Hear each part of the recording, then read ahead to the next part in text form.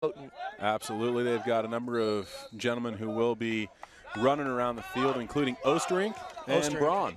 Yeah, Brown. Braun. I think it's Brown. No, it's the tweet was correction was Brown. It's definitely Braun. I just talked to the coach. Okay, then we got a bad tweet last night. Yeah, it's Braun. So we've got possession here. First one offensive set for this Michigan State squad as the Spartans will work around the perimeter in an open set right now. It's going to go to that far side, be taken there by Braun, and Braun goes up top. Found in the stick of Blake Turner, and Turner comes across the top of the box. As once more, this Michigan State squad just trying to feel them out. And that's kind of the period that we're in here. First 5 minutes or so, these teams are just kind of trying to get a gauge on what the other is going to do offensively and defensively. But for the most part, you know, Michigan State, high-powered O, and this Virginia Tech squad can lock it down when they need to. But yeah, and they're big dodgers. They're a lot of big bodies. They're guys that play physical. They're not necessarily the quickest, shiftiest team. They're just a lot of raw power on their offense. Here's a chance, a shot, and the first goal of the game. It's Braun who puts it in. And just like you said, there is a great dodge and an extra slider to double team for that Virginia Tech squad. Opened up Braun on the back door, and he comes right out front and tucks it home. Yeah, this is exactly what they do. They're a team that attacks out of 6-on-6. I think they're one of the best 6-on-6 offenses in the tournament. They're a team with a lot of firepower on offense, a lot of options. They're not just one guy. It's 6 guys that can score. So they're fine to content to play you in 6-on-6 and try and get those goals in settled situations because you can see they can open up those looks just like that. What's going to be really interesting to see is who is going to find any success for this Virginia Tech squad against Steffens. He is one of the elite. That's one way to get it. That's one of the elite face-off guys here in this tournament, and if I remember correctly, he was pushing 70% of face-off wins. Yeah, he was, and again, we talked about this last night when we called the Michigan State game, but they have a really good face-off unit that includes their attack. Everybody on that team is honed in on getting the ground ball, so even if Steffens doesn't win the draw to himself and pick up that ball, they've got a good 6-man unit there that is able to get those ground balls and get it to the offensive side. On this one, it was a procedure, so it goes to Virginia Tech. We see their first dance of their offense today. It's going to be worked up top as they sub through the middle there. Good job from the communication standpoint on Michigan State. Worked around, and a nice little pass comes into the high crease. Shot goes just wide. A good opportunity, though, from the stick of Chris Lowe. It's backed up, and Virginia Tech will once again have possession here. Taking this one out is Connor Freeze. Freeze is going to try and come out front. The thing that cannot happen for Virginia Tech, empty possessions and scoreless first half. Yeah, and that was last night. They played another great defensive team in Boston College. Boston College was able to shut them out for a half before Virginia Tech adjusted and ended up getting some really good chances in the second half to mount that comeback last night. It's going to be worked up this near side opportunity. Man dips his shoulder, now reverses, and he'll just feed one off. A nice little skip pass there. Coming down low towards GLE, work back up top again. This is going to be Danny Riley. He has an absolute cannon for an arm. Yeah, and he hit 3 or 4 pipes last night. Otherwise, he would have had a significant number of goals in that game. But he's got just an absolute cannon. It's going to be taken and cradling away from pressure is Coetzer. He also had a good evening. Here's Coetzer, shoots one. Oh, it got out of the pocket. Looks like a good lift earlier. check. Yeah, it was actually a good lift check by Michigan State. Got under his elbow and lifted right before he shot. Caused that shot to sail high. Michigan State gets the backup. Nice defensive stand for them to start the game. And they're going to outlet this one. Another one of those keepers in Kevin Boland, who's really going to play a big part of this breakout as he can just heave the ball downfield with some pretty good accuracy. Yeah, he's a great outlet guy, and that's huge in a number of reasons. One, you obviously get consistency and clear, but that can actually spark a lot of offense for a team too. So once more possession here for the Spartans as they're going to work the perimeter. A little 3-1-2 set, and they really swung this one man outside. Kind of down below GLE, it's Charlie Pissner, and getting some options. Now some more attack as Osterink checks back into the game here. Already slaughtering it. It's in my head at this point. Yeah, we may have butchered that a little bit last night. Now we're correcting it. Osterink, nice little pass to Braun, and the two of them connect. Ground ball scooped up, though, by Virginia Tech. And out come the Hokies as they try and find a little bit of offense. Man stumbles across the midfield line. That's going to be a flag, yeah, pushing the back. So Virginia Tech's going to get the ground ball here and get a free possession. They'll get a 30-second penalty at the end of this here. So take your time if you're the Hokies. You got a free shot here. No matter what happens, the Hokies are going to get the ball back at the end of this. They're going to work it out of that X position. Once again, trying to find a little offense from the hands of Graham Kolf. Kolf runs to that far side. Now reverses course. It's going to be worked to X once more. Passed up near side. Finds a stick of Chris Lowe. Lowe goes along further. And he's going to quickly find Rankin. Rankin taking his time, working to that far side, top of the box. Now peels backwards once again. Rankin finds the stick of Coetzer. Coetzer back to Rankin on a little give and go play. The two of them just trying to shift this defensive unit, look for some slides. They get a little bit of a pick there. Ball work near side, and the pass in and out of the pocket of the man behind the crease. They keep it in play, at least initially. Great hustle there from Virginia Tech. Opportunity and a skip pass. Gathered in. Here's Riley. A little bit off here. Danny Riley shoots. Big save. Rebound is put back towards the crease. But another big stop and then a nice job there from Bolin jumping out and making a great play. They're going to call a push, I believe. Oh, no, sorry, there's the flag down way back here, yeah. So there's the flag down. That's the end of that possession. That's a nice long possession. Got a pretty good shot there, so that's exactly what you want with the flag down, a long, controlled possession that ends with a good shot. Virginia Tech's passes looked like they were just a little bit off that entire set, so every time they were passing it around, they were reaching out trying to make that catch. They did a nice job of not turning it over, but it made the offense a little bit slower to move around when they struggled completing those passes cleanly. Absolutely. We'll see if they can wrangle it in somewhat. And it takes just a couple of those quick little feeds, the short, easy passes. Here's another one. Danny Riley backtracks, gives a quick little pass near side, shot. Oh, didn't miss by much. Good opportunity there from Chris Lowe, but it takes a few of those. You just get your confidence into it and get into the rhythm a little bit. Yeah, a little bit of a rhythm here, and man-up's a great time to get in that rhythm. These are the ones that it should be easier to complete. You don't have as much pressure. You want to get that ball spinning quickly, get the defense to rotate and open up holes. It's going to be worked on the far side now. Into X, near side once more. Chris Lowe comes out. And we're back to even strength. And a shot. Big save from Boland again. It's going to be tough to beat Boland with those outside shots. He is a stout goaltender. Doesn't give up a lot of easy ones. And those shots from 15 to 16 yards, he's going to be all over those. And two really big goalies here. Matthew Herman on the other side for Virginia Tech. Another one of those guys that really fills the net. We've seen a number of different, in D2 and D1 both, different sizes of the goaltenders, but today a pretty even matchup in that department. Well, and you see two of them are the best in the league. They both have had fantastic years, and that's not by accident. That size adds a lot. When you combine that size with quickness of hands and good footwork, it's a good formula for great goalies. So, once more, the Spartans on offense. Nick Bowman's going to take this. Finds the far side, and Blake Turner. Turner and Osterink go back and forth. Comes back to Turner now once more. He gets his man just off the bench. That's Jay Warren. And Warren feeding it around. Worked eventually to Turner on that far side again. Turner's going to try and cut to the high crease here. Couldn't get a shot off. Had a lane, didn't take it. Now worked back again. Really tight. So those are tough passes to complete. Bowman, though, he does chase down the loose ball. Finds Warren near side to Turner. Turner has a shooting lane, dips the shoulder, gives a pass to X.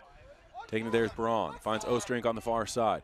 Osterink doesn't quite look as massive here in this game because you have a Virginia Tech squad with a few bigger boys. Yeah, he certainly towered over some of the Oregon defenders he's playing against last night. And he's still coming off a shoulder injury, so he may be a little bit more reluctant to dodge inside and take some of those big hits, which I think is smart. But he certainly has the skill to change game here.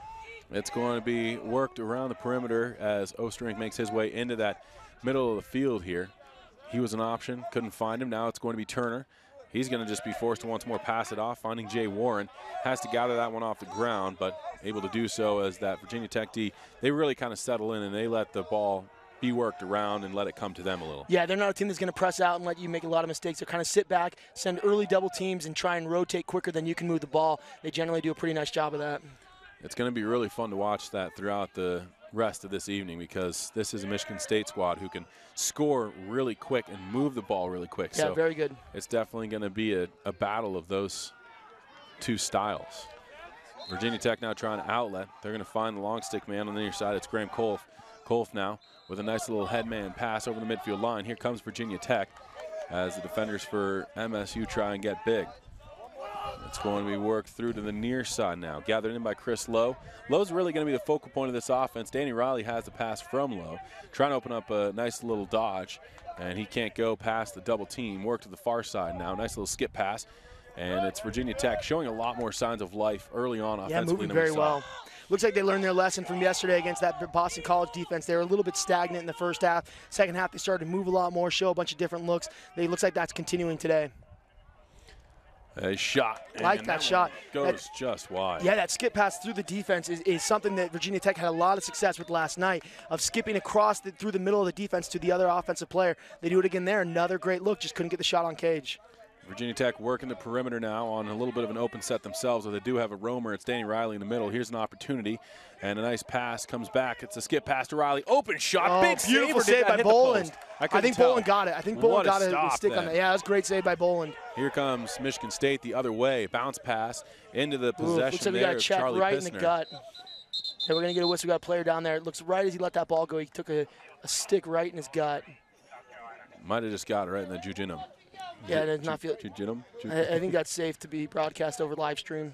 Well, it is. That's just a body part. Yeah. I don't know if I'm saying it right. I think the FCC is cool with it, even if it's a body part. Okay. Okay. Cool.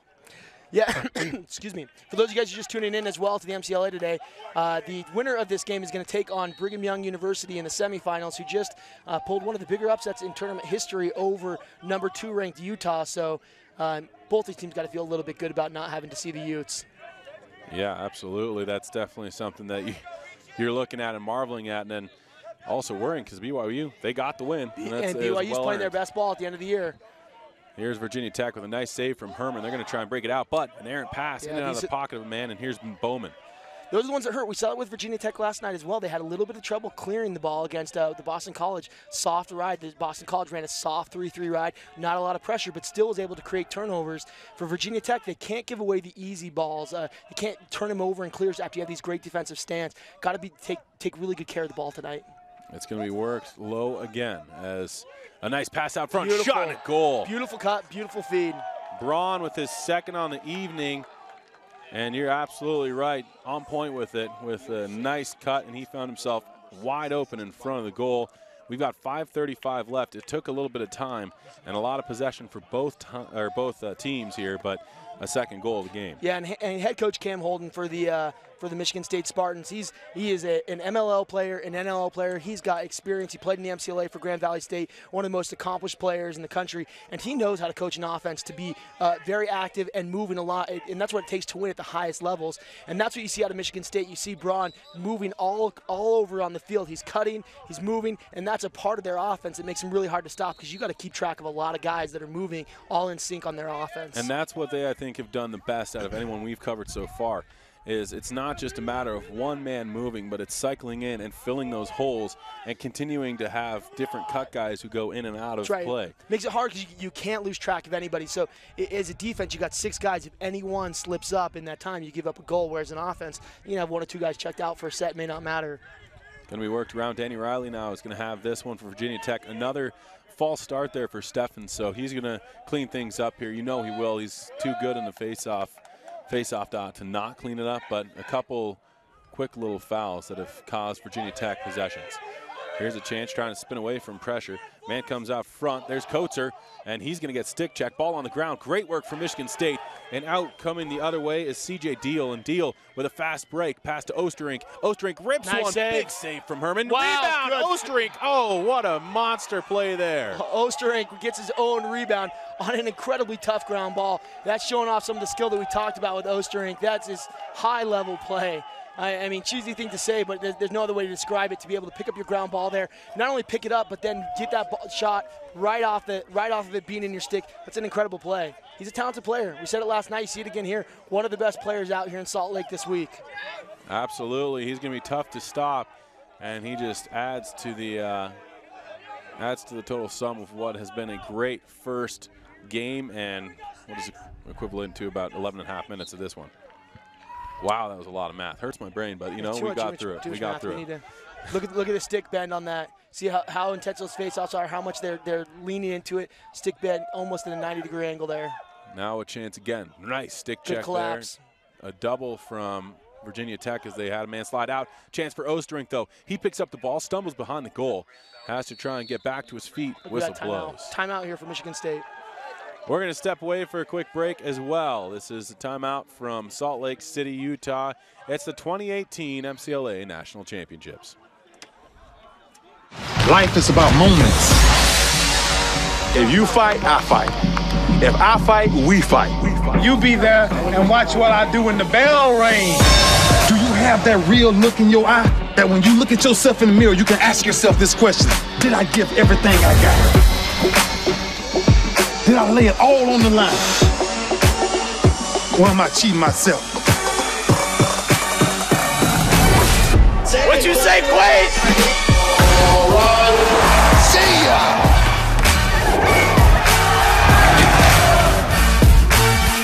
Right at it. Oh! He's done it again!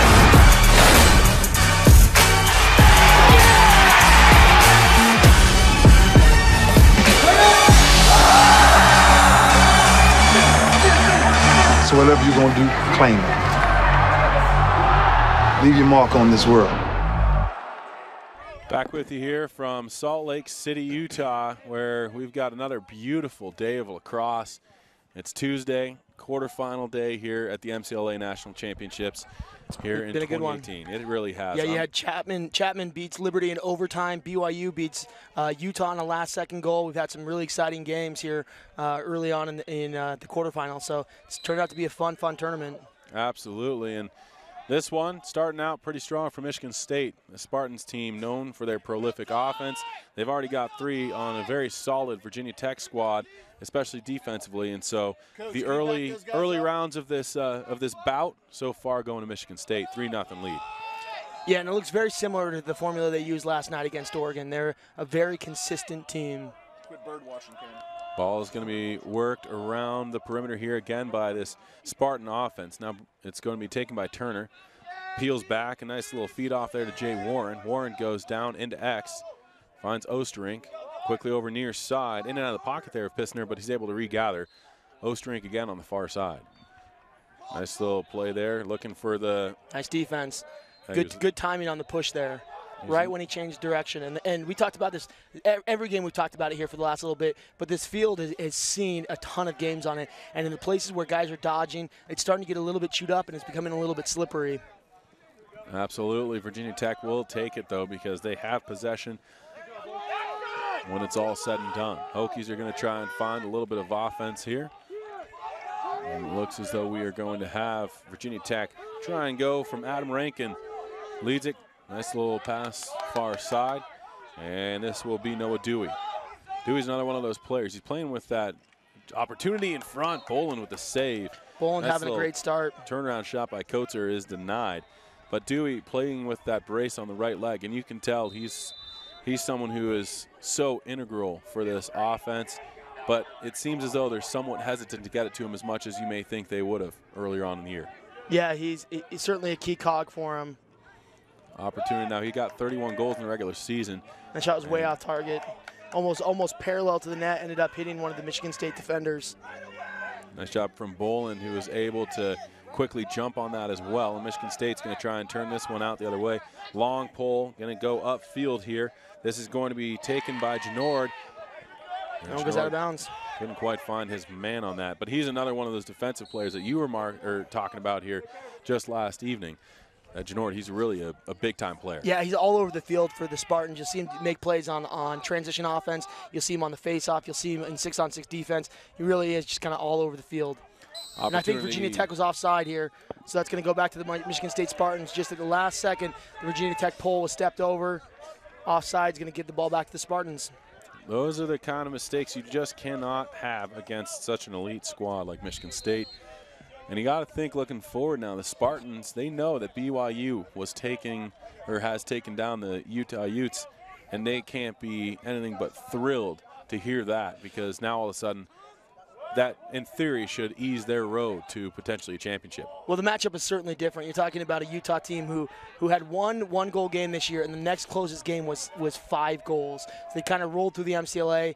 I think in a lot of people's minds, especially their own, they are kind of the preordained champion of the league, and they just dropped in the quarterfinals. And so certainly you'll take a little bit of a measure of relief, and then you'll think, oh man, well we got to beat the team that beat Utah. So yeah. not a lot of celebration there. So it'll be an inbound play after an errant pass over the head of Braun. And Virginia Tech will have another chance of possession here, just 80 seconds remaining in the first quarter of play. 3-0 lead for Michigan State.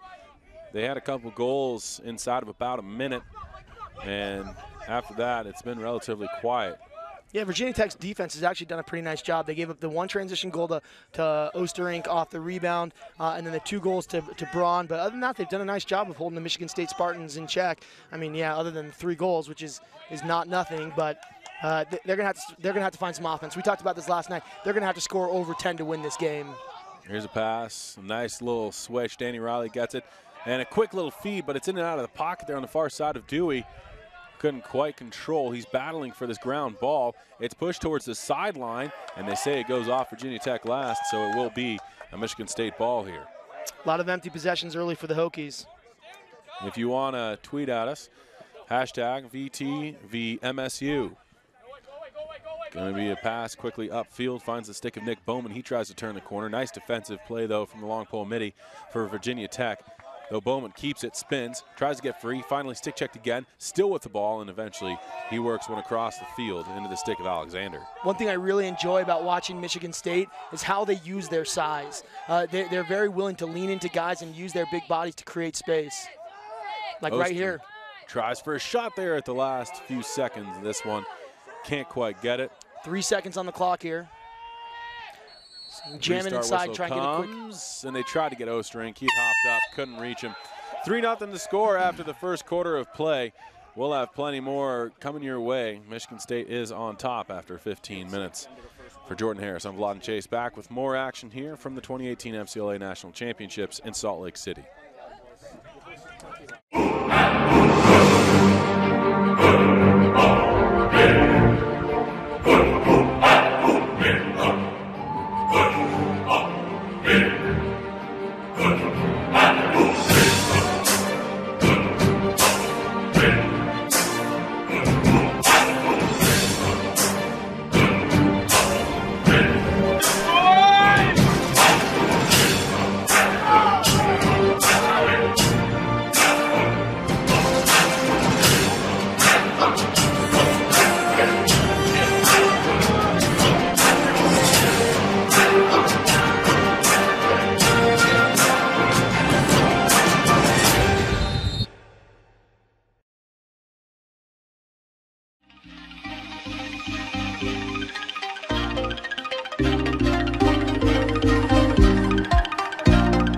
My name is Pat Young. I started my college career at University of Maryland, Baltimore County, and finished up at University of Maryland, College Park. I currently play for the Ohio Machine. This is the Under Armour Banshee. It's the mid-level lacrosse cleat. What I like about it is it's got a low cleat feel, but with the protection of a mid to high cleat. I'm usually a guy who likes to protect my ankles, but I don't like to lose the mobility and feel like I'm wearing a heavy cleat.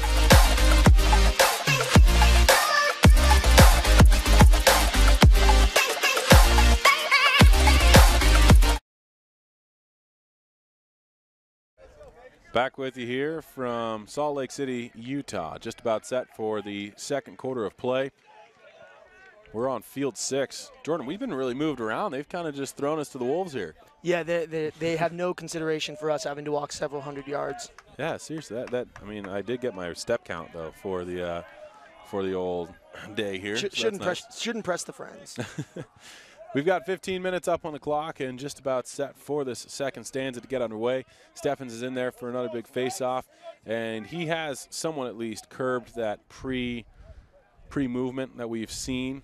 We'll see if he can win a face-off again, and you've talked about it. He's oftentimes come off of the field with his stick bent at a 90-degree angle. Yeah, and that's part of the Virginia Tech face-off guy being great, and I'll let you say his name. But it's such a good battle when you're both good face-off guys. You get it to about the same time. Then it becomes a battle of strength, and your lacrosse head kind of takes the brunt of that. Oh man, I forgot we've got Dragacevac. There we go. Out here, the Serbian.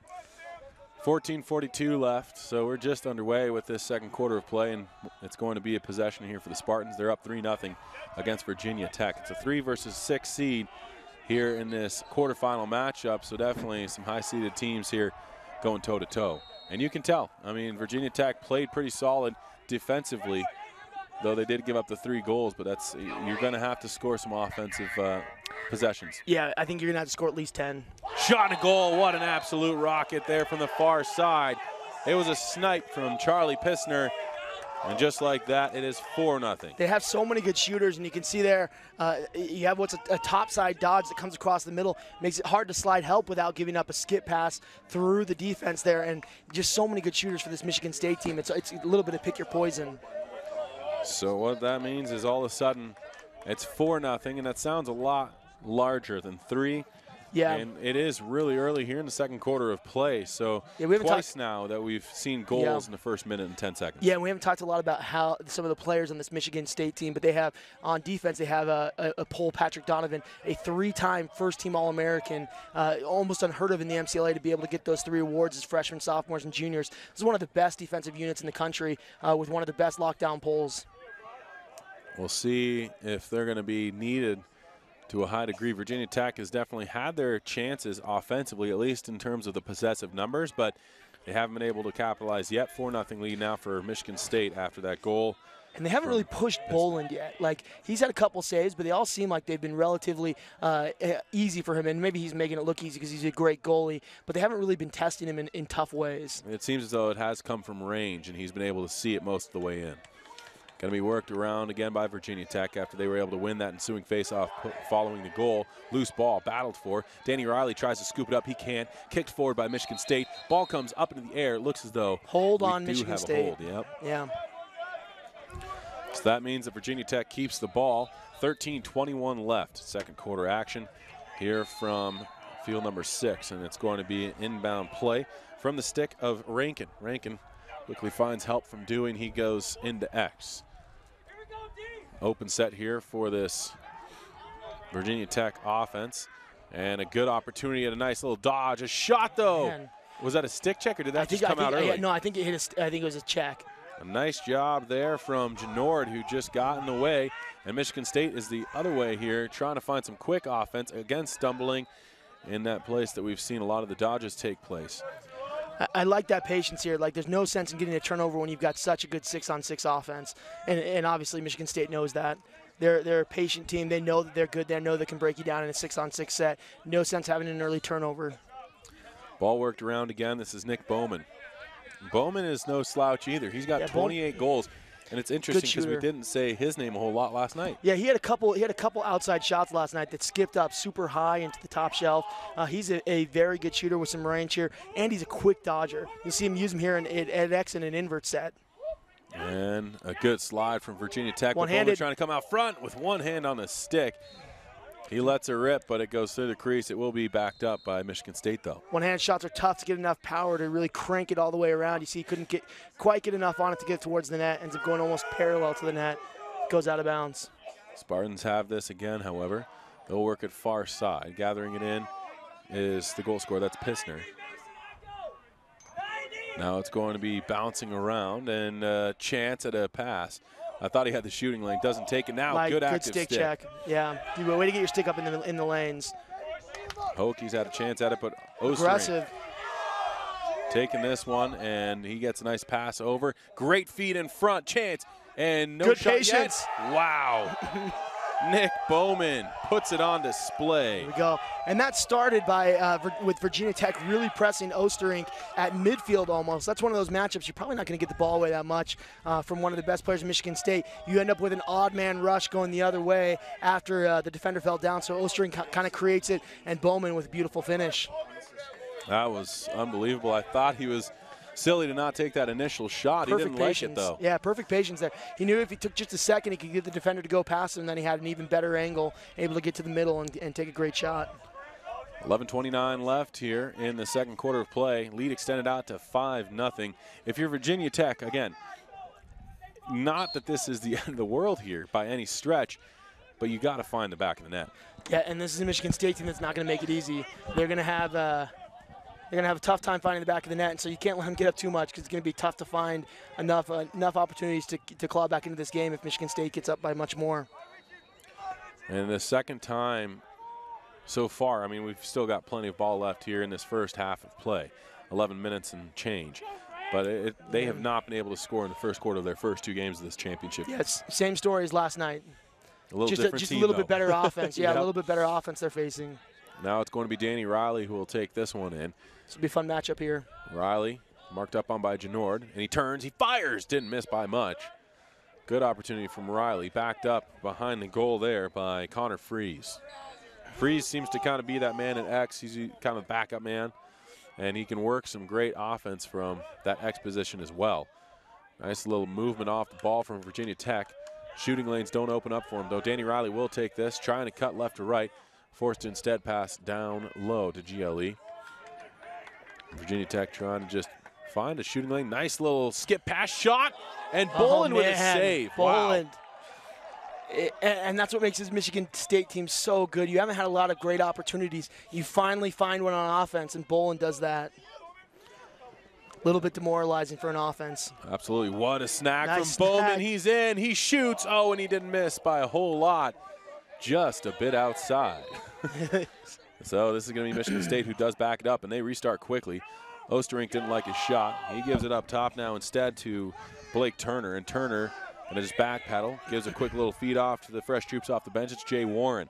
Down to Osterink near side. Osterink up top again. This time it's Bowman who cycled through. And he finds Turner. Turns, quickly finds the stick there of Warren. Back to Turner. Playing a little bit of salt and pepper here. Why not be patient at this point? You've got all the momentum. You've scored all the goals. No rush for the Spartans. So, ball work near side to Turner. Most work it down past GLE. Invert. And a nice look in inverted plays. Danny Riley's the man back, and he's usually known for his offensive prowess. Here come the Spartans. Opportunity for Turner. He doesn't shoot. Nice skip pass. Good again, closeout. What a job there. Warren was there about to shoot. Great job closing out by Virginia Tech. That's good fundamental lacrosse, getting out there, breaking down, not letting him have that shot. 9 minutes on the clock here. 5-0 lead for this Michigan State squad, and it looks as though they're shooting. Stall warning here, so they're going to have a 30-second shot clock put on. Nice turn shot. Nice what a save stop from Herman. Herman gets big right in the middle. Oh, that's going to go out of bounds. Outlet feed. See if he can catch it.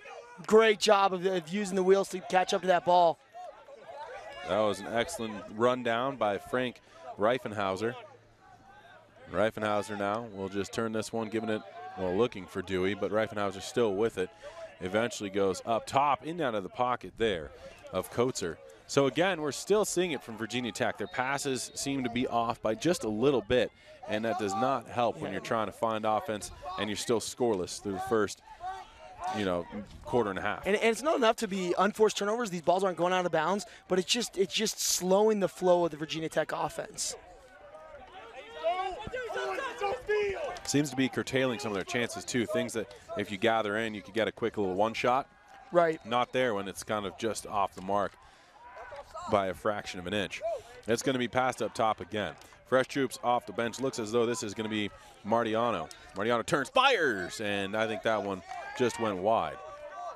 Backed up again, however, by Freeze, and he's going to take this in from the end line with 7:40 to go and ticking down in second quarter action.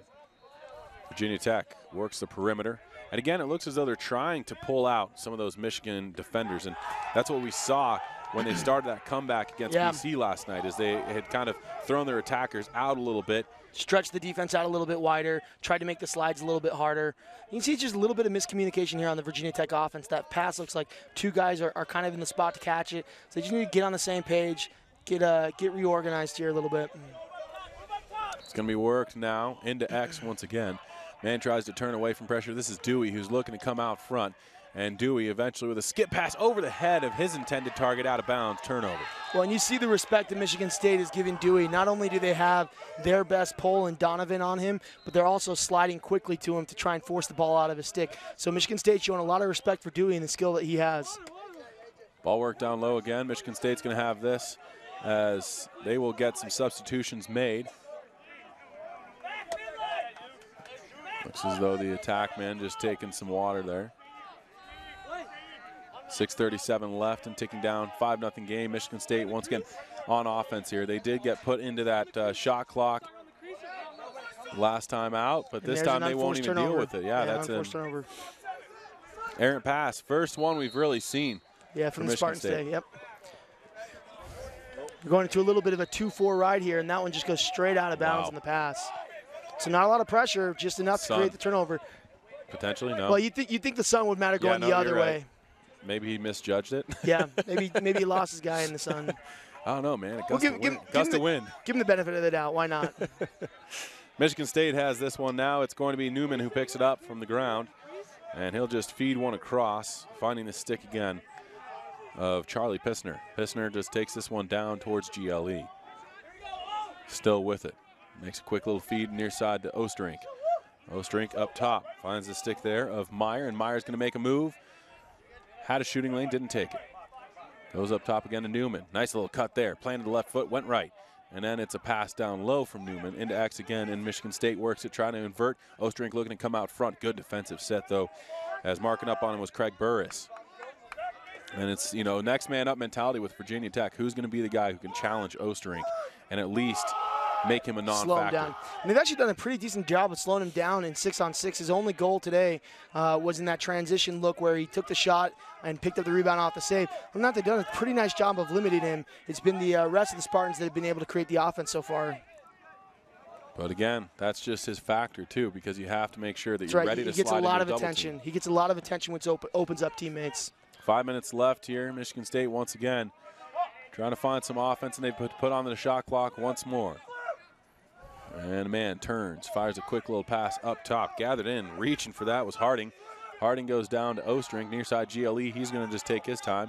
Makes a move, trying to come out front. Osterink fires, and that one just wide. But again, it will be chased down by Michigan State. So on this one, they did shoot. Does that eliminate the 30? Yeah, it does. And they have discretion to, well, won't matter anyway. Won't matter anyway. Bowman, or no, that's, what number was that? Was it number 5? That was Pissner again with his second of the day. They just have so many good shooters. You got Bowman, you got Pissner, you've got Osterink. You also have Brett Braun. You have so many guys that are threats here. So, timeout has been taken by Virginia Tech.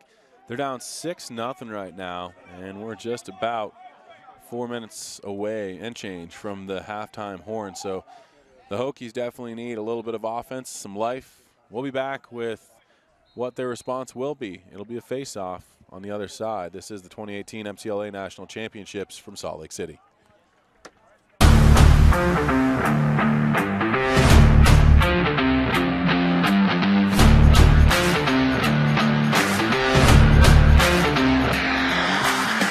I'm Eric Law. I went to the University of Denver, and I played professional lacrosse for the Denver Outlaws. This is the UA Command 2.0. I really like the new design of the thinner scoop at the top to help with ground balls, and the same thing in the back with the flare to help with ground balls as well. The pocket, it forms just a nice, easy pocket right in the middle. I also love how light it is. We've been in the sun all day. It still doesn't get that soupy, bendy feeling. Also, what I really like the new addition of is the side rail pockets for the shooters, which doesn't go right in there, which I think is a brilliant design.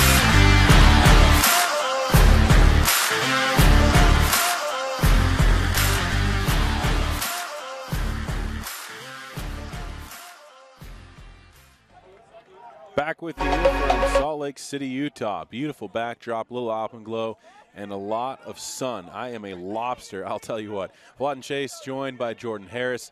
And Jordan, we've got a 6-0 game after the second goal from Pissner here on the evening with 4:38 to go in the first half of play.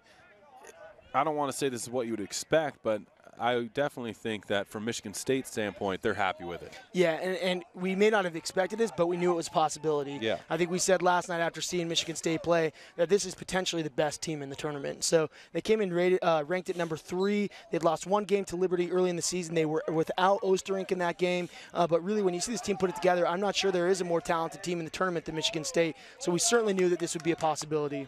Looks though flag is down here, so we will have power play coming up, and another man goes down. That was Herman this time. Another flag. So potentially 2 men up here. Herman is going to just try and get away from a double team. And he turns towards the official. Doesn't know why there wasn't a flag. He didn't see that it was thrown on this near side. And here comes Danny Riley. Riley's going to take it in, fakes a shot, now turns, fires, and another big save from Boland. Wow. Yeah, every time that Virginia Tech has had a good opportunity, Boland has been there to answer the bell. The big thing, though, is Virginia Tech has a great chance coming up. They're going to go 2-man up. Yeah, they need to take advantage here. You're not going to get a better chance of to break that little glass, the glass in the goal. So Virginia Tech looking at it in, what was it, 2:30 seconds? Yeah, 2 30-second penalties, so I think they're both pushes. Was it the same guy? Was that 2 on the same guy or 2 separate? No, it was 2. No. I'm trying to figure out what. Yeah, I think we had 2 men down, so they're on 2 separate guys here for 30 seconds. So 2 men up for 30 seconds here for the Hokies. They got to work quick, but they do have a lot of space. Looks though Ostrink might be the guy who is serving it. I think he just I'm not sure it was on him. I think he just serves it. Ball work near side. Virginia Tech, nice little pass into that high crease. But the man forced to just backtrack, and again he goes down. You're seeing it. Here's a chance. Beautiful. Shot and a There goal. you go. Danny Riley. No, sorry, that's Freeze. Just a few Freeze seconds with left a in the goal. penalty. They're able to get the power play goal. That was a really good look there. And just like that, we have a 6-1 game. Now, though, back to full strength. Yeah, but that's like what you that if needed. you're Virginia That's what Tech. you needed. He Absolutely. needed something. Sorry, I'm trying to write things down, and I'm kind of forgetting where I am. You know, the usual. It's the last of 2 long days here. Indeed, big face-off coming up, and Steffens is in there. He's going to Great win this face-off. cleanly.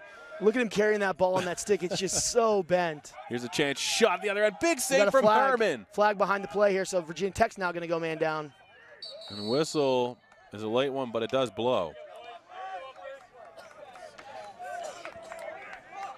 I was finishing up that the note I was taking. So big goal from Freeze to make it 6-1, and a penalty. Looks as though it's a 1 minute minute. infraction. 3:21 left here, and Michigan State will go man up, and you know that they will probably ramp up the speed a little bit on this one and try and create a mismatch and maybe an overcommit on a slide. Well, you already know what they do in their 6-on-6 offense. They have a ton of movement. You'll see much of the same here in their man up. They've got a lot of nice movements. They'll start in one set, rotate to a different set, try and force the Hokies to adjust and see what they're going to be in here. So a lot of movement. I expect a lot of movement from the Spartans here on the man up. A little redundant. This is Braun. Nice little back post feed. And a shot from an angle there. Whipped by Turner. Yeah, and Turner came on a curl around the top there, so there was that movement we're talking about. And now I'm sure they'll throw another look here, a different rotation. Ostrink goes up top to Bowman. Far side now, gathered in there by Pissner. Pissner gives one off and gets it right back. Had to cradle, shoots one. Big save again from Herman. Rebounds out and onto Good the ground ground, ball. picked up by Virginia Tech. Whoa. Wow. That's a little bit of a hip check. Yeah, that's a hockey hip check. Rob Blake right there. That is. Playing without a stick is going to be the call. Michigan State will have this now. Time of the penalty. And here's a chance for Osterink to Bowman. Rips one off the pipe. Comes back to him. Virginia Tech picks up a ball. This game's getting physical. And then Osterink had that one get away from him, and it will go to the sideline. He can't chase it down. So a quick little turnover. Virginia Tech's going to have this one. 2:19 left in the second quarter of action. 6-1 lead. Michigan State on top of the Hokies. There's the outlet feed. Almost got away from the long pole midi there for Virginia Tech, but they're able to regather with no Michigan State player on him. And now Steffens playing a little bit defensively. You don't see a whole lot of it. Oh, that was not. That's a 23, not just a 2. Yeah, not 2. I was confused Angle. for a moment. Now it's going Good to be ride by the Spartans there. just under 2 minutes left here. And it's nothing special. It's not like they have this scheme for this high-pressure ride. They're not running a 10-man ride. They're just aggressive all over the field. So the one-on-one matchups, they're not retreating from them. They're pushing out into those one-on-one matchups to create that pressure. Ball worked around. Michigan State has it again. Osterink's going to have a chance at it. Feeds one up top. This is Warren. Gives a pass to Turner. Turner makes a move into the middle, high slot. And now it's going to be worked to Nick Bowman just off the bench here for Michigan State with 75 seconds to go here in the half. Worked low now. In X, taking this as Braun. He's already got 2. He'd like to add a third, trying to come out front near side, can't do it. Good defense there from the Hokies. Worked up top again. 1 minute left, so no reason not to be patient here if you're the Spartans. What you don't want to do is give up a goal going into halftime. So worst case scenario, you keep this ball here for a minute, you go up 6-1. Best case scenario, you add one before the end of the half. There's Warren now. Gets it up, and Bowman's going to take this now. 40 seconds remaining. And with the coaching staff, you know that they're smart. Even if they're put into a stall. Yeah, it doesn't matter at this point. There's 30 seconds left. Go ahead, put the stall on. Doesn't matter. Ooh, looks like you may have gotten him in. Osterink goes down. He got in the sensitives. Stick check there. Virginia Tech coming up the other way with a fast break opportunity to the far side. Chance shot and a goal. Wow. That's exactly what we talked about. That's a tough one for Michigan State because it looked like Osterink got hit a little bit below the belt there, ended up dropping the ball. Virginia Tech comes down, scores with just 15 seconds left on the clock. That was Chris Lowe who ended up tucking it home. Osterink maybe talking a little higher pitched than his teammates may be used to hearing him, but he has regained his feet, so he's all right. 15 seconds on the clock, but that was a big one, and that's just kind of an unfortunate turn of events there. Yeah, and it's a tough one from a reffing standpoint. You know, it was just a normal poke check, ends up going off of his glove into his unmentionables, and never feels good. It's tough to stand up after you get that full speed. Now it's going to be Michigan State pushing this one up the field. Steffens trying to cradle, giving himself a chance. Virginia Tech, though, nice defense. They're going to turn it and just whip one down the field. Nice pickup. And the shot does come, stopped by Herman. And we've got a 6-2 game. Michigan State on top of Virginia Tech heading to halftime. We'll be back with the second 30 minutes. This is Salt Lake City action in the 2018 MCLA National Championships.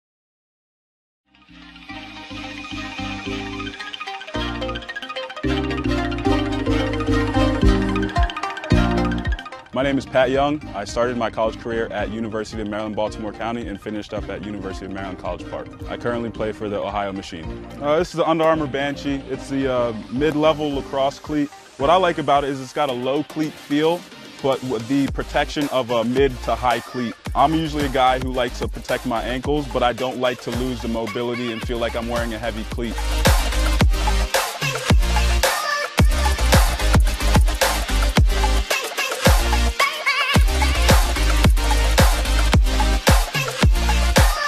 UA Banshee, untouchable, unstoppable.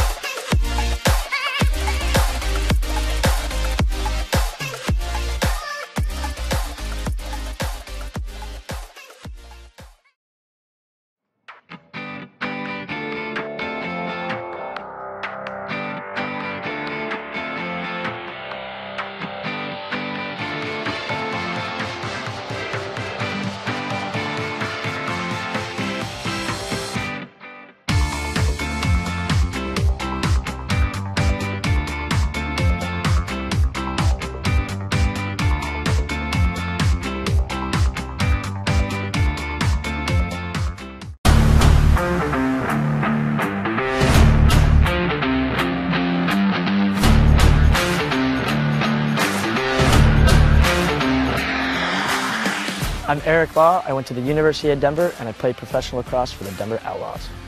This is the UA Command 2.0. I really like the new design of the thinner scoop at the top to help with ground balls, and the same thing in the back with the flare to help with ground balls as well.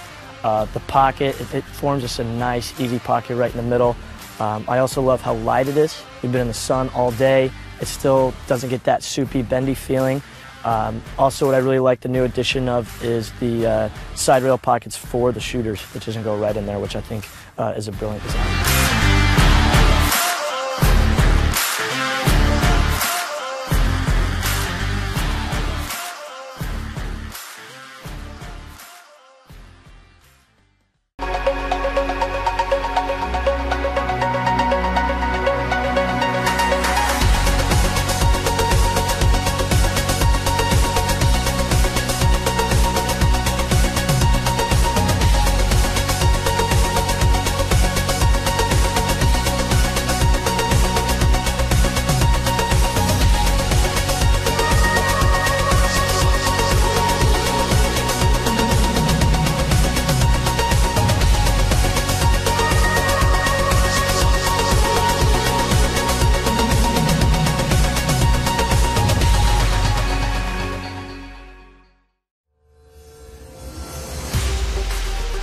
I'm Greg Gorenlian, known as Greg Beast. I played for the New York Lizards. I just retired from the MLL, and I face off for Team USA. An elite level face-off man looks for a couple different things. The first thing is the pinch points of the head, the flex points, how it wraps around the ball. The second thing you look for is the scoop. Is it rigid enough? Can it help you get an extra couple ground balls? The third thing is you want durability. You don't want to have to go buy a new head every few games, so this head basically encompasses all three of those. The Face-Off Academy put Command X's heads and their prototypes through the grinder. They lasted throughout the entire grind. They flexed exactly how we wanted them to. So not only were they pliable, not only were they durable, but they were also used in a lot of different facets. So it came out with a pretty good rating. The UA Command X. Dive under, take over. Founded in 2009, Lacrosse Talk Radio has the most live and up-to-date coverage of the fastest sport on 2 feet. Whether you're listening to one of our over 200 live youth, high school, collegiate, or professional game broadcasts, or our regional specialty shows, Lacrosse Talk Radio gives you access and insight to your favorite teams and players. Visit us at lacrossetalkradio.com for our broadcast schedules in the Rocky Mountain, Tri-State, and Mid-Atlantic regions. Lacrosse Talk Radio, the official voice of the MCLA. Life is about moments. If you fight, I fight. If I fight, we fight. You be there and watch what I do when the bell rings. Do you have that real look in your eye that when you look at yourself in the mirror, you can ask yourself this question: did I give everything I got? Did I lay it all on the line? Or am I cheating myself? What you say, Quaid? All right. See ya.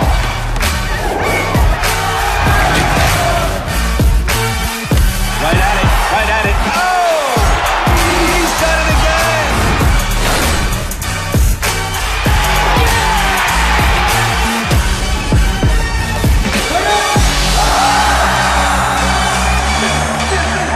So whatever you're gonna do, claim it. Leave your mark on this world.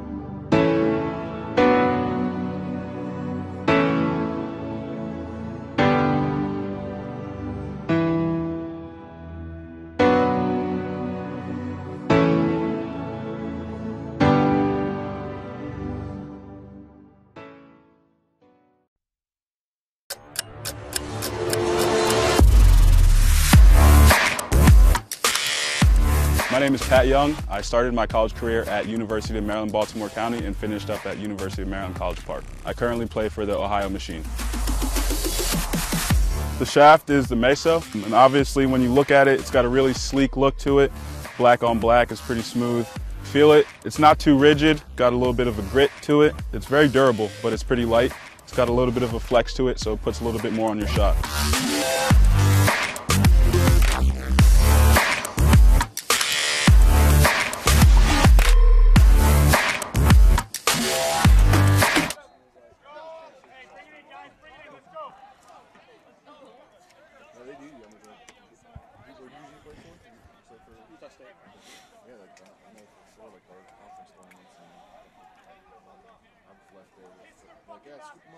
Whoa.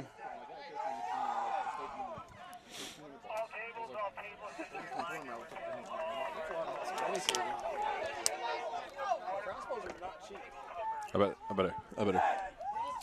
Softly. It's too bad we have this mined out mountain right here with all the good scenery like stuck right with the mined mountain as the background. Yeah, No, we're ready. Probably not. I mean, yes. Back with you here from Salt Lake City. This is the 2018 MCLA National Championships, and it is the quarterfinals.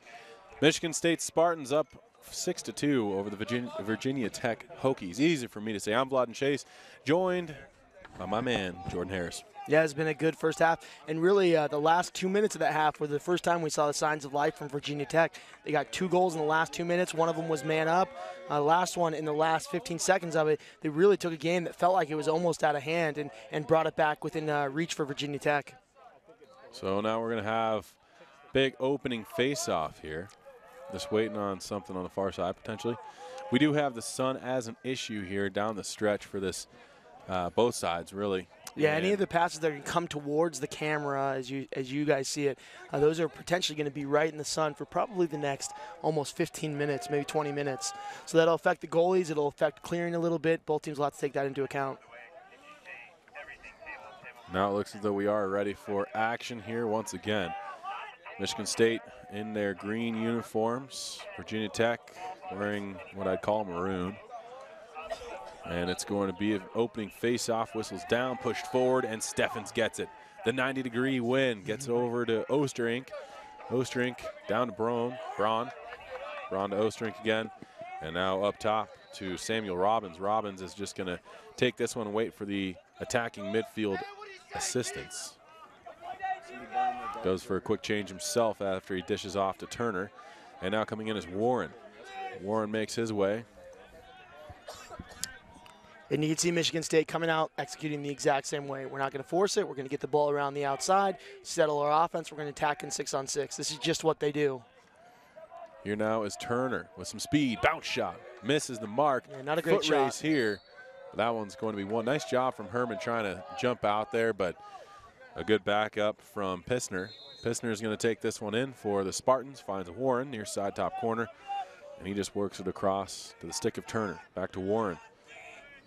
Warren now over to Turner once again. They call for some movement here. And Turner gets it from Warren. Gives a quick little feed off to Bowman. Over to Warren far side. Warren far side. And Warren fires. Same type of shot. They're bouncing it way too early. Here's another opportunity. Good save. Whip just Good wide. save right off the shin. Oh. Those never feel good. You can see him shaking it out, but hey, you'll take it. You'll take the save. Herman fearlessly getting in the way of that one. Shakes out the right leg. 13:42 remaining. 6-2 game here. Third quarter action. It's the quarterfinals. Here's a nice job from Turner. Tried to tuck it. Right out the crossbar. You see they're kind of attacking in the same way over and over from the top. The first couple shots aren't great, but they are possession shots that they retain for Michigan State. Just kind of adding a lot of pressure. Consistent pressure here. Vlad, would you agree that Michigan State may have the best jerseys in the tournament? I absolutely would. I love these Kelly Green jerseys. They are beauts. The thing that gets you is that kind of two-tone helmet. Yeah. I'm not. No comment on the helmet, but love the jerseys. Yeah. Love the jerseys. I agree with that 100%. Love to play as well. They're a very fun team to watch. Yeah, one of the most fun teams to watch in the tournament, I think. Worked around the perimeter, and this is a really great matchup for them just because Virginia Tech is so sound defensively, but you can still see that Michigan State's able to kind of pick it apart in that 6-on-6 play. And even when they're not scoring, they are getting chances like this. Here's Warren now trying to open up a shot. He gets one to go. That's the value of Osterink. You can see he drew so much attention behind the cage, and you know some great players would maybe try and dodge through that extra pressure, that extra slide. Osterink steps back just a half step, finds the open guy, leads to a goal. And it looked as though he initially wanted to take that one himself, but he kind of slid a little bit. Yeah. And as he was going down, he's able to release that Step off back to Warren. and made a great feed. You like that kind of diversity in your best players. You don't want him to be kind of a one-trick pony that can only shoot or only dodge. He's kind of got a little bit of everything in his bag of tricks. I'd say so. 28 goals, 18 assists throughout the regular season of play, and that was missing 5 or 6 games due to injury. Yeah. 12:43 left here, third quarter action. 7-2 lead now for Michigan State over the Hokies of Virginia Tech. Ensuing faceoff going to be won there by Dragachevats. And Dragachevats will take this one himself, trying to get away from pressure. Good ride here, and you can see there's that Spartans attacking unit. That's what we talked about. They all just drop out quickly to add that pressure. Here's Danny Riley now trying to go the other way. And it'll be Worked up top, just off the bench now, is Coetzer. Coetzer finds Rankin, Rankin down the near side. As Virginia Tech tries to follow up with some offense of their own. You got to say, I mean, we talked about it. Michigan State didn't want to give up that last goal. Kind of a broken play that led to it, but with 15 seconds left, Virginia Tech did score. And you could feel the momentum on their sideline at halftime. They kind of felt like, okay, hey, we're back in it. Now they got to be able to make up that goal after Michigan State scored first coming out of here. Nice out of halftime. Skip pass opportunity. And, that deflected too. What a save by Bolin to be able to read the redirection, because now the shot initially came off, hit off a Michigan State defender, and Bolin is still able to read it and make that save. I think that was Robello who actually had that one carry him off his stick there, the man you're talking about. That's going to be an unforced turnover here. Over and back called, and Michigan State's going to take this one up the field of play. They're trying to push numbers up, and you see how fast Virginia Tech drops back. They have everybody back in there trying to not give up those transition goals, which is usually a pretty great strategy. But for Michigan State, like we said, they love to attack out of 6-on-6. For them, it's like that's no problem. Now we get easy clears, consistent clears, and we'll play in 6-on-6. You got to agree. I do agree with you, but we're seeing more of Michigan State in front of that Virginia Tech drop back than we did yesterday, especially. Yep. Again, I think that just speaks to the speed of this team and the attacking prowess that it has. Now it's going to be worked around the perimeter. This is Pissner up top to Warren. Warren's got the latest goal of the game, his first on the afternoon. Can be worked right back to Bowman. Far side, it's Warren again. Warren now trying to make a move against a VT defender. Shoots! Nice shot, good save.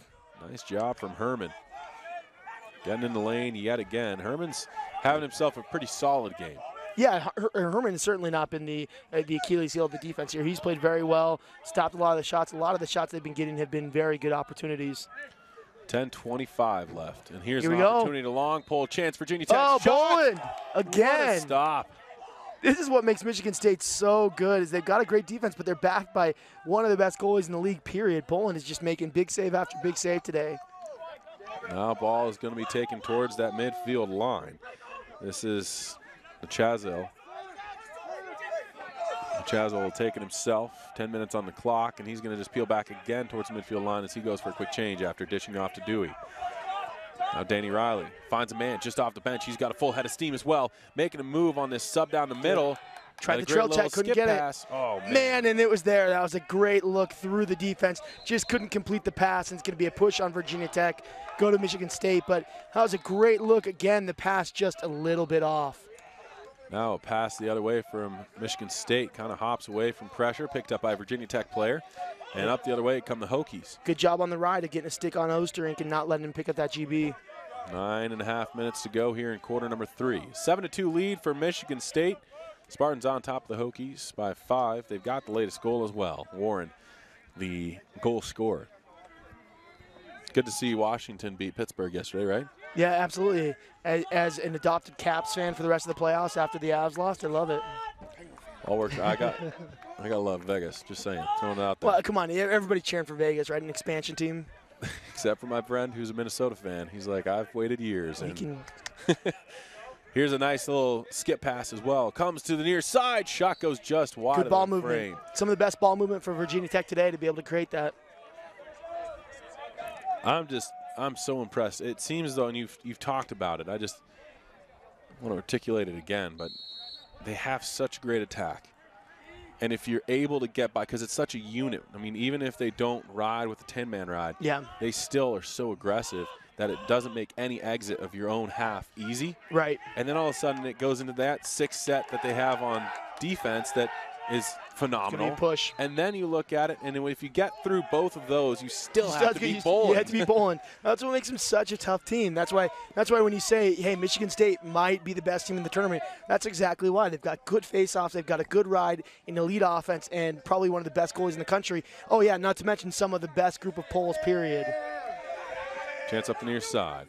Taking this one is Turner. He's able to duck around from one hit, and then two. Turner into the high crease.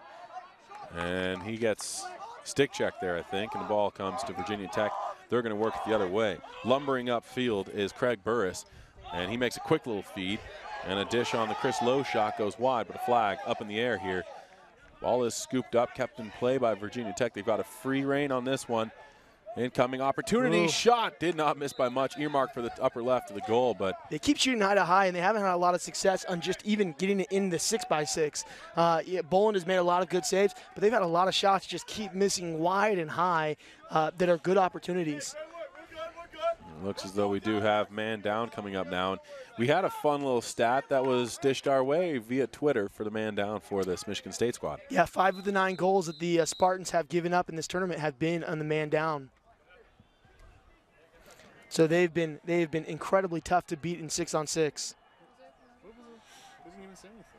Absolutely. Looks as though we're just getting some confirmation. Unnecessary, and that's going to draw a 1 minute infraction here. It's going to be worked around. You're Here's calling out Virginia shooters. Tech. You know, Oh, wow. man. And that was a great poke check there. That one was not unforced. As he stepped in to throw, the Michigan State defender reached out, used this 6 feet long stick, just got a poke right on his hands, created that turnover. It's good timing, a good timing check.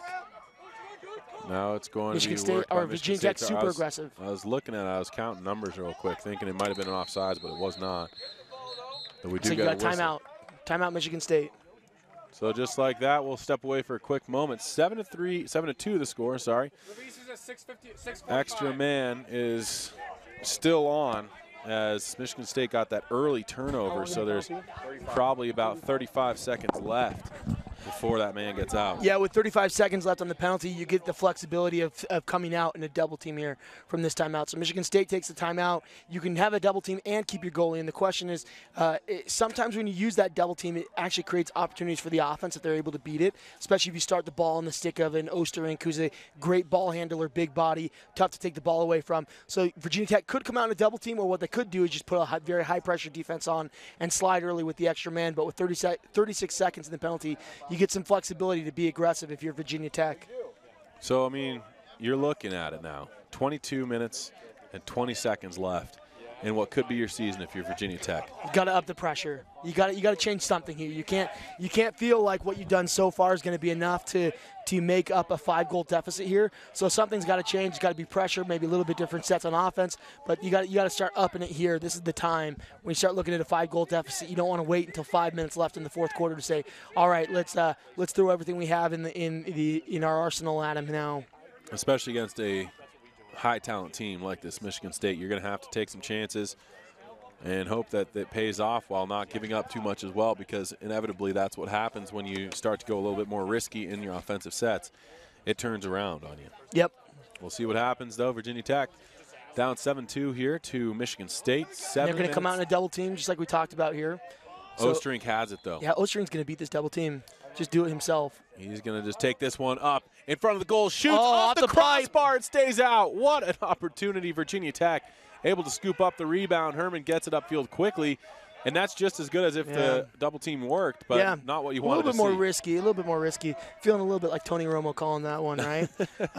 But yeah, that's the benefit of having a player like Osterink. You just give him the ball and say, hey, we got a double team, beat it.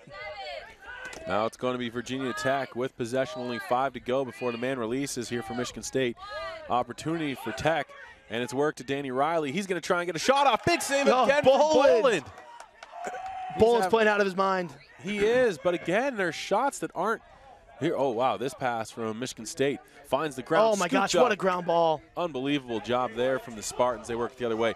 But to get back to it, Boland hasn't exactly seen a whole lot of quality chances right in front of him. It's been range balls. Yeah, and he's saving every single one. I don't think he's let up a goal from range yet. Now Michigan State with offensive possession again. Osterink far side. He was able to gather that one in, even with the difficulties of the sun. That's the direction you're going to really struggle on.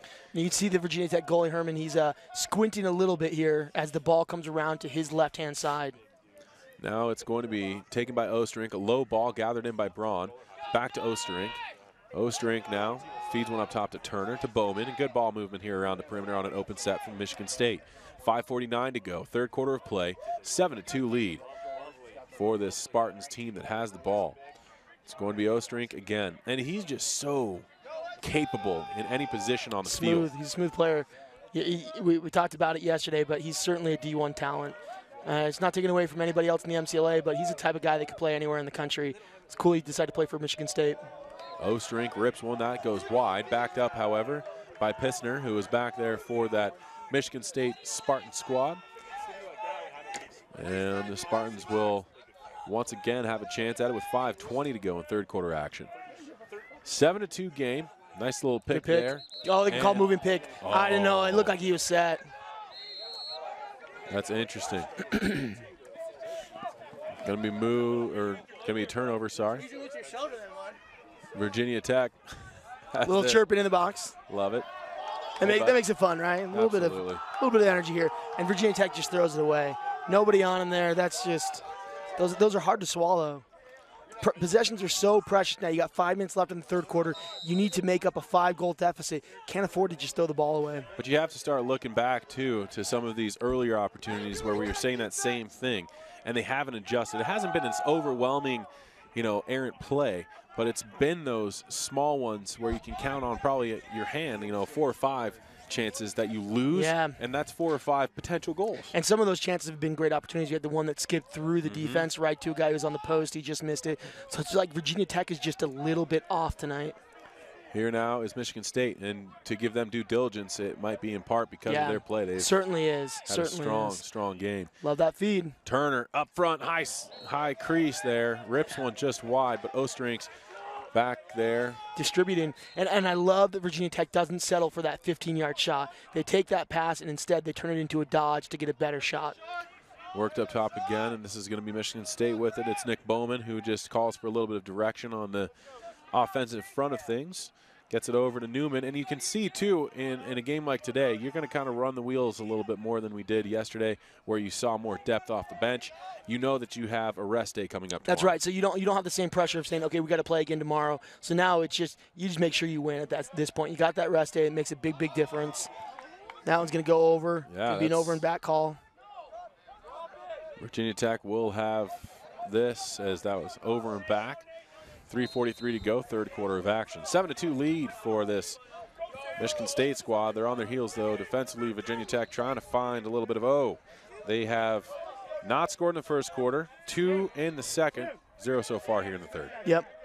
That's not going to win it against the MSU team. And credit to their defense, they've only given up 1 here in the third quarter, and it was right off the first faceoff, a pretty quick goal. They've held the Spartans scoreless for almost an entire quarter here. Here is Virginia Tech now trying to attack this near side flank. Good slide. Love that double team. Great work there from Michigan State. Double team Ball's caused down. that pass to be low there. It's just so much pressure to try and make that pass through. And good ride. Wow. You see Virginia Tech, this is exactly the adjustment you talked about. Now they got to start pressing with the attackmen a little bit. They do just that. They cause the turnover, and here's another offensive chance out of here's Danny Riley. Riley's going to do a little shake and bake. He'll come back to his right hand side. And he's not as strong a feeder as some of his other teammates. It's usually a guy who's going to get a lot of rips there, and you can see that one just ends up in the dirt going out of bounds. 2:47 left here in third quarter action. 7-2 game. Michigan State on top with possession here as they work from left to right. They just feed it back to Bolin now. Bolin's just going to take this one. And some conversation, and he wants to let one fly. He is looking up right now, and he's Beautiful got pass. the arms. Great feed. That's like a quarterback dropping it in between the safety and the corner. That's a great pass. Here's Michigan State. Chance. That's great gonna be stick work. It's either going to be a crease or a push, I guess. Neither? Great stick work there. They're going to let it roll on here as the long pole man coming in was Tom Smith. And that goes out of bounds. Tech's going to have another chance at possession here on the far side, and we'll see if they can break this pressure here. Michigan State putting it on right now. Good rides from the Spartans team. We work near side, trying to fight through some pressures. Hessels, and eventually Hessels does come up with the ball in the attacking zone here for Virginia Tech. Gains the box, turns off. He's an option still. Fresh troops off the bench. Looks like that's Rankin, and he gets it right away. Rankin's going to just take this into the box himself, trying to open up a lane to shoot. Doesn't have it, gives it down to X. Freeze has it there, and he'll try and just shake away from the defender. Passes up top. Michigan State doing a really good job sliding and then covering the holes. Sliding and recovering, that's what makes them such a good defense. They're good one-on-one, and when they slide, they recover quickly. And here's a backside slide. So just perfect timing. I love that as a defensive coach, seeing that timing to recognize that the man's head's turned away from him. He slides at the perfect time. I love that. So give us an update. What's going on around the fields? Well, last we saw, Minnesota Duluth was rolling pretty hard over Kennesaw State. Let's see what else we got going here. Yeah, so Minnesota Duluth up 12-4. South Carolina, lots of tweets with nicknames, but no scores. Oh, nicknames! Hit us up with your favorite nicknames on the teams. Yeah, somebody give us the best nickname for Michigan State and the best nickname for Virginia Tech here. That'd be awesome. You can use hashtag VTVMSU. Here is a possession. It's going to be knocked free. Half a minute to go in this one. We'll have more updates around the field for you after this quarter concludes. It's worked to the near side, taken in there by Pissner. Pissner has a pair of goals here, and he came back in second quarter action.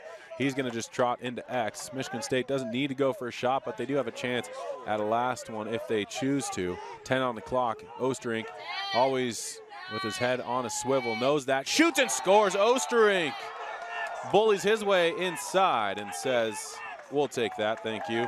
8-2 game.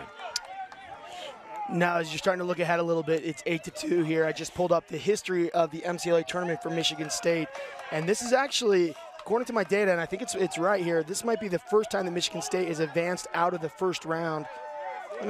First time out of the first round. So they have never advanced out of the first round before. Now they're on the cusp of being in the semifinals. So historic year for Michigan State. And you've got to really give a lot of credit to that coaching staff over there, because not only are they advancing, but they are advancing with a lot of gumption, a lot of confidence. Yeah. So let me be correct here. They've advanced out of the first round 3 times. They've never advanced to the semifinals. So they beat Colorado in 2012, Texas in 2014, and Stanford in 2013. And that's it. Horn sounds. We've got 3 in the books here. We'll see if Michigan State can make some moves. That is hilarious. Sorry, I just saw it. Michigan State thought it was the game. It's been a long game. It's been a long game. At least we didn't get any stick throws. 8-2 the score here. And the Spartans looking bamboozled. And they were just going to cheer on their defenders. We're going to have one more quarter to play. We're here in Salt Lake City. This is the 2018 MCLA National Championships.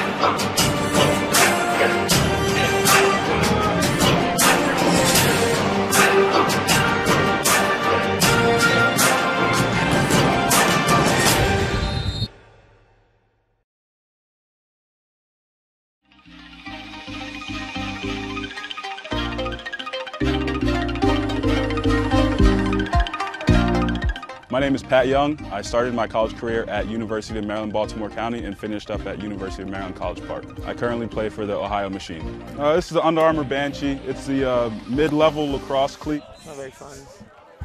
Boring. Are we back?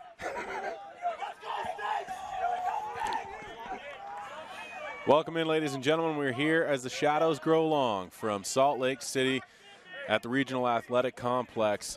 Lights have been turned on, and we've got ourselves a quarterfinal matchup, and a good one at that. Michigan State taking on this Virginia Tech squad. It's been good, but you got to say that right now MSU just on it. They are the Mean Green Machine here. Mean Green Machine, yeah, the nickname. We got a nickname tweet. Michigan State, the Mean Green Machine. But I'll tell you what, they did play a pretty solid first little quarter. The second, they didn't play poorly, but they let up 2 goals. Again, held the Virginia Tech Hokies scoreless in third quarter action. We'll see what the fourth brings. Yeah, so you look at the goals they've given up. They gave up 1 in the man-down situation and 1 in that transition in the last 15 seconds. Other than that, they've been incredibly stout in the 6-on-6 defense. 14:35 left. You head into a fourth quarter of play, only allowing 2 goals. Good slide. And that's their pretty timing's strong. so good on their slides. They have had a really solid night of that.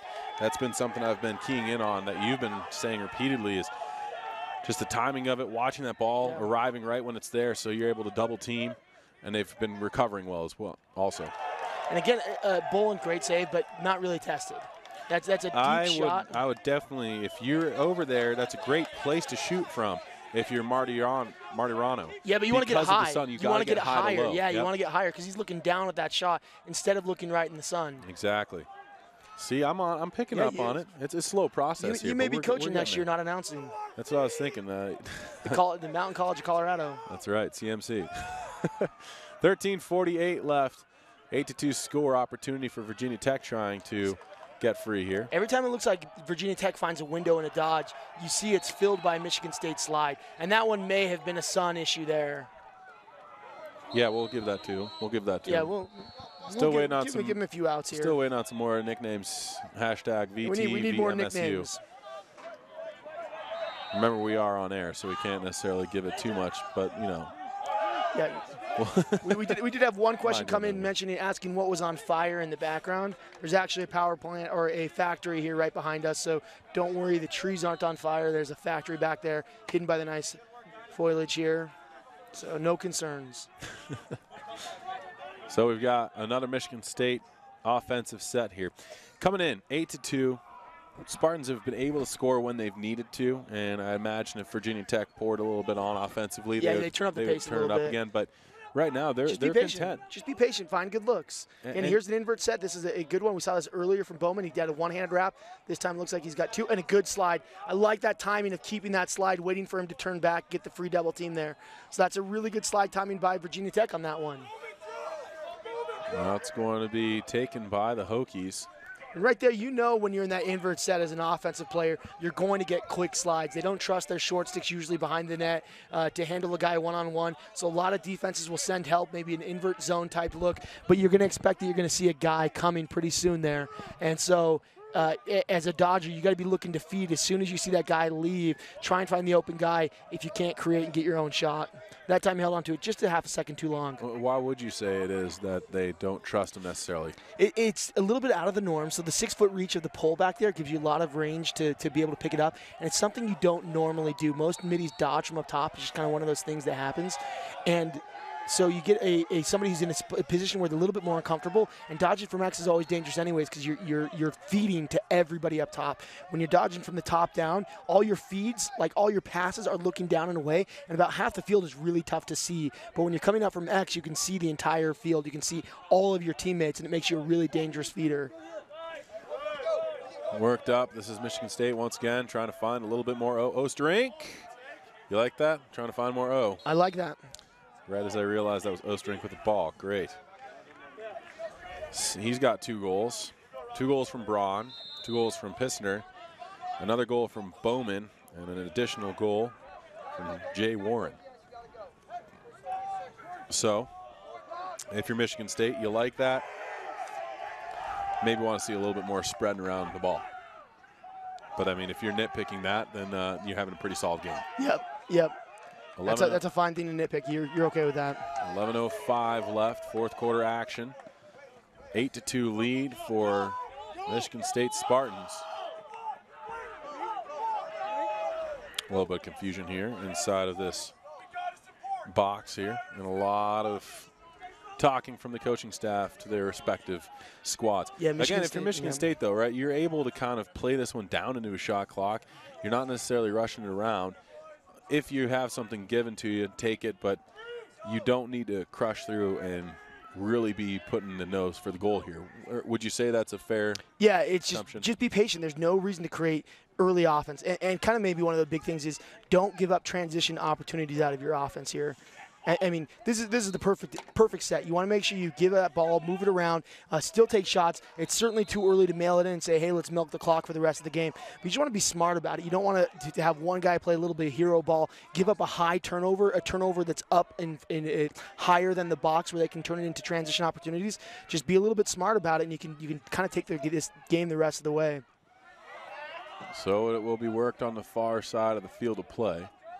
This one is Pissner, shoots. Oh, I think that one hit off a stick or a helmet, goes out of bounds. Backed up by Michigan State, however, as Braun was able to get there. Finds Turner up top. Goes along further to Bowman. Far side to Warren. Warren again up top to Bowman. Near side now he finds Turner. Down low to Osterink, to Braun, to Osterink. And he'll just feed it up top now to Turner. Turner trying to duck that left shoulder a little bit like you see. And eventually forced to just pass one off to Bowman to Warren. Warren goes down to GLE far side. Found Pissner with it. Michigan State, great ball movement here. And again, you can see, I mean, they're milking it. It's 9.5 minutes left. And then here's an opportunity. Big save from Herman. And that's an okay possession. You milked a minute and a half off the clock. You got a couple shots and ended with a big save by Herman. But Michigan State's really no worse for the wear. And they're going to get the ball right back. Wow. A great ride, great hustle. That might be delay of game. There it is. You can't spike the ball like that after, so that's a frustration play from Virginia Tech. It's going to lead to a penalty for the Hokies. I don't know if you could see that there because he had the tent in the view, but it looks like he walked in, spiked the ball. After that turnover, he still had the ball on a stick, stepped out of bounds, spiked the ball. Delay of game. That's going to be a man up for Michigan State. So now you're stacking on that minute and a half possession that you had. This is ideal if you're a Spartan. Fitchner is the one who will have to take a knee. And again, you said it, and that's frustration. This is a long season. You've played so hard. You had such an emotional game yesterday where you had to come back down 4-0 after the first half of play. You do. I mean, that takes a lot out of you mentally, and so that's just tough to kind of come into a game like this and be where you're at, 8-2 down to Michigan State. And it's a great Michigan State team. It sure is. Going to be taken up top now by Bowman once again. He finds a stick there, and it's a quick release here. So just a half a minute on that penalty. Now it's Pissner. Pissner goes near side. Man releases out of the box, and here's a jump shot from Osterink. Outside, stays outside. Looked like it may have gone in, but that one's outside. But again, another 30, 45 seconds come off the clock. Nice. But here's those transition opportunities you don't want to give up. Fast break. Fast break. Oh, and a good stick. Absolutely great there from Andrew Clay. And now a good ground ball. Got to pick it up.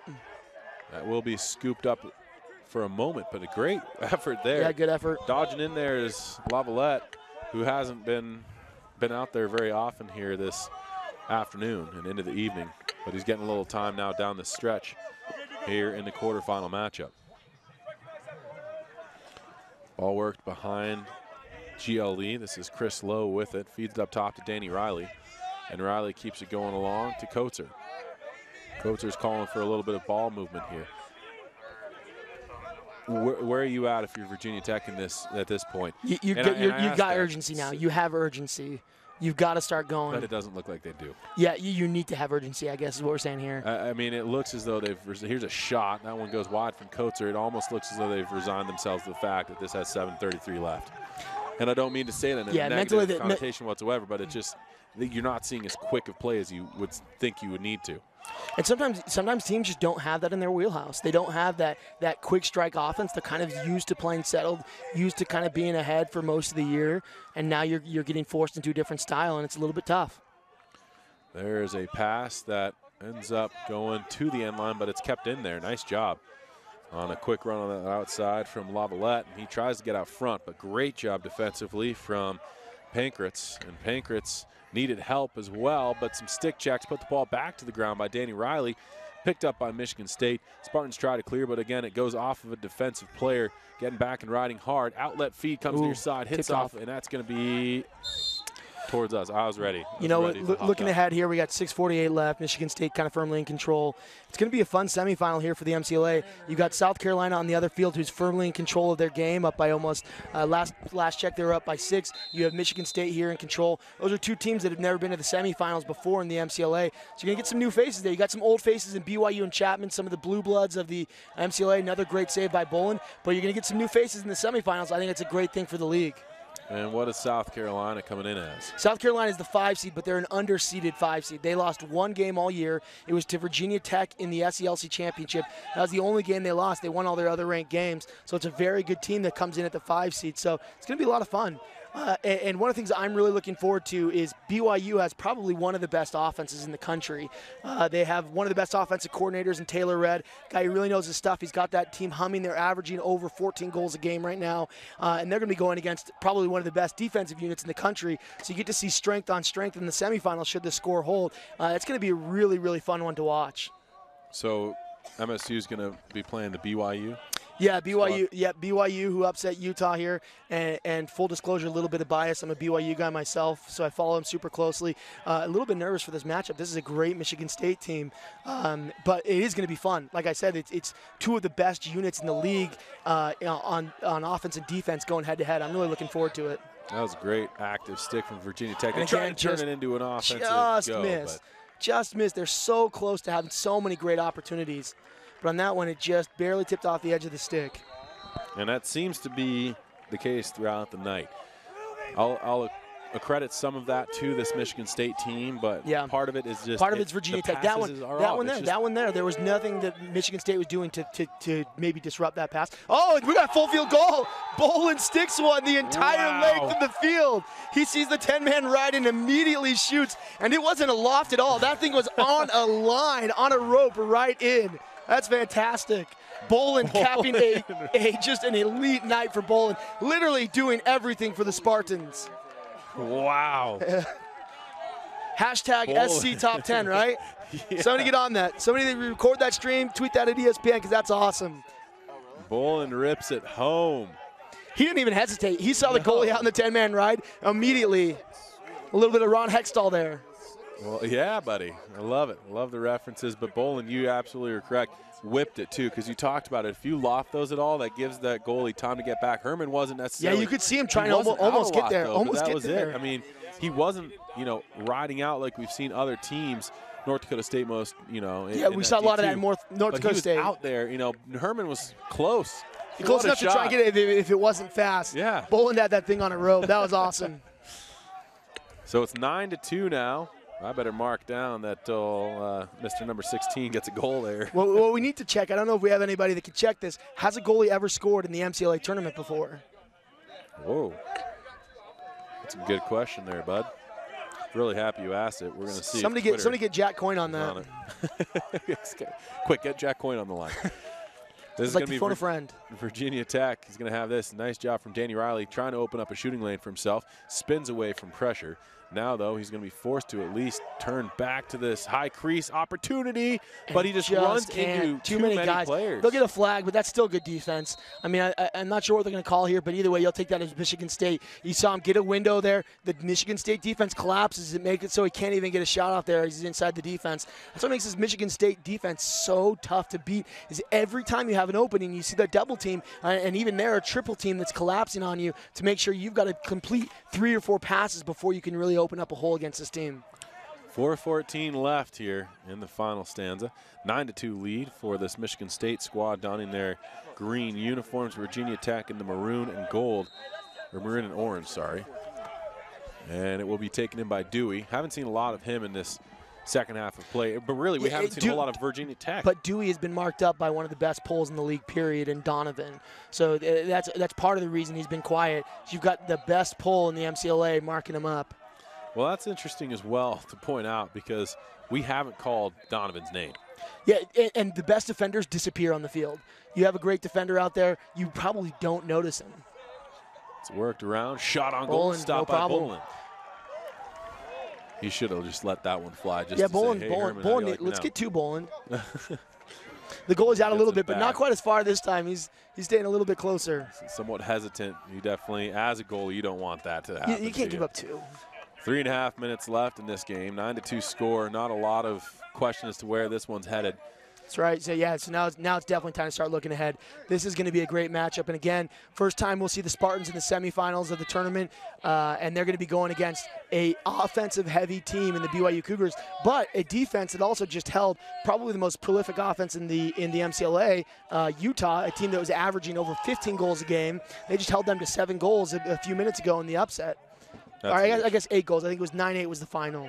So a defensive unit that's clicking at the right time, a really good offense, and a team that's got to be coming in with a ton of confidence, upsetting a heavily favored. I run a bracket challenge on my website, virtuallyvarsity.com, and over half the brackets, it was almost 75%, had predicted Utah would win the championship. So a huge upset here, and they're gonna get to see the winner of that game. That's pretty close to Loyola, or not? What was it? UMBC. Yeah, UMBC. Yeah, it's not quite a 1/16 seed, but like all things considered in the context of how Utah played this year, they're a team that's going Division I next year. They already have a Division I staff. They have resources that traditional MCLA teams don't. That really is one of the biggest upsets in the history of the league. Maybe only second to Arizona State over Michigan, another team that went Division I in 2011. So that's one that game that we just saw earlier will be one that's talked about for years and years to come when you talk about big upsets in the MCLA tournament. It seems as though the team's going D1. That seemed to be the one there's a little bit of a bonding together from all the MCLA teams of like, let's not let the trophy go with anybody. If they're going to go D1, they can't take the trophy with them, because Michigan was a huge favorite that year. They had won 3 years in a row, and they had just kind of word had leaked out right before the tournament they were going to go Division I, and they end up losing in the semifinals to Arizona State, who eventually lost to BYU in the finals, but still one of the greatest upsets in the league history. And we saw another one like to almost that same proportion today. There's a goal for Virginia Tech. That one is Chris Lowe, who will get his second of the evening here. The plus-minus for Chris Bolin goes down 1 there. That's about all that really happens, though. He'll survive. So this has been a fun MCLA tournament. You saw a Chapman team that came in at #1 have a neck-and-neck game with Indiana right off the bat. And you can hear my voice cracking a little bit. I might have cheered with that BYU and might have been over there celebrating a little bit. But you saw Chapman struggle with Indiana. You saw Liberty take Chapman to overtime. So these teams are so much better. I mean, 10 years ago in the MCLA, these games were all walks. The semifinals were almost a predetermined thing. The top 4 seeds were all going to be there. The MCLA as a league has gotten so much better top to bottom that these games are becoming so much fun to watch in the first 2 rounds. And really, Michigan State has had the best, almost the easiest walk through their first couple games. Maybe South Carolina's right up there with them, but they performed the best. Every other game has been really great and close. Absolutely. This shot goes off of the dome bucket for a Michigan State defender, out of bounds. 74 seconds remaining. Virginia Tech fighting for a little bit of pride, maybe trying to tuck one more home. Yeah, you never want to stop fighting. You got your last bit of the season for a lot of these guys. This will be their last game of lacrosse they ever played. It's competitive. Go out on a high note. Don't go out, in a whimper. And a shot. Oh, great opportunity there. Chris Lowe was trying to get individual accolades and hat trick, but couldn't quite wrangle it in. 54 seconds remaining here. Michigan State is just about set to celebrate, and this time when they trot on the field, it's actually going to be. It's fun. You get 2 celebrations, end of the third quarter and end of the fourth. I like that. Just celebrate every quarter like it's the end of the game. That's what I would say to my boys if I was the lacrosse coach. Just saying.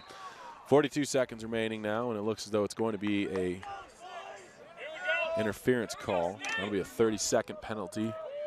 So he'll take a knee for just a little bit, and for all intents and purposes, we're at the end of this one. Pankrat's the one who got that penalty. So man up here for Virginia Tech. And again, like you're saying, look for them to maybe try and isolate Chris Lowe and give him an opportunity. He's going to try and open up himself for some sort of feed here, because he's got that hat trick on the line if he can score. And it's those small wins inside of a game. Half a minute to go. Virginia Tech forced to pick up this ground ball. 9-3. I'm liking what you're saying here, Jordan. It's been a pleasure to call these games with you. Learned a whole lot. I'm going to have to write down some of these wordings that you have. Now, this has been so fun. I'm a huge fan of the MCLA, obviously. This has been a league I followed since I started playing it in 2003. I love the aspect of this league. A lot of these guys are paying their way here. They're playing for the right reasons. These coaches are getting, not making full-time salaries to be able to be here. This is a great league, and it's fun to see teams like Michigan State really make that step up and make it to the semifinals for the first time. That'll do it. The Spartans are headed up to the semifinals, and that'll do it for Jordan and myself. We've wrapped up our two-day stay with this fun matchup here. 9-3 the final, Michigan State on top of Virginia Tech, and semifinals and final action on Thursday and Saturday respectively. That'll all be covered. I know Chris Marshall's coming out here to do a little bit of coverage from LSN. So been a lot of fun here, Jordan. Thanks so much for spending a little time with us. Yeah, it was awesome. Thank you guys, and thanks for everybody who tweeted at us and watched these games. We appreciate it and look forward to a fantastic semifinals here. This has been coverage of the 2018 MCLA National Championships here from Salt Lake City. And that is that.